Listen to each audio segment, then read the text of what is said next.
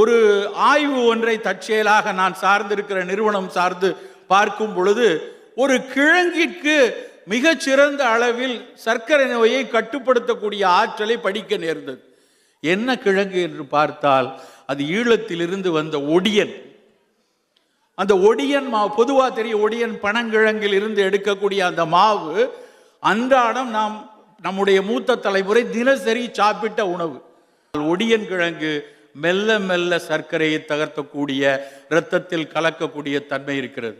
நாம் ஏன் அந்த ஒடியன் மாவை இந்த ஆல் ஃப்ளார்னு சொல்லக்கூடிய நம்மளுடைய பல்வேறு உணவுக்கு பயன்படுத்தக்கூடிய உணவுகளில் அந்த மாவுகளில் இந்த ஒடியன் மாவை கலந்து பயன்படுத்தினா ஒரு பக்கம் நம் மரபினுடைய நுண்மைத்தன்மை உலகுக்கு அறியப்படும், உலகின் பல்வேறு சமூகங்களின் சர்க்கரை வியாதியை கட்டுப்படுத்த முடியும். எல்லாவற்றையும் தாண்டி நம் தமிழ் உலகத்தின் வர்த்தகத்திற்கு இந்த ஒடியனும் ஆவாரையும் பயன்படும்.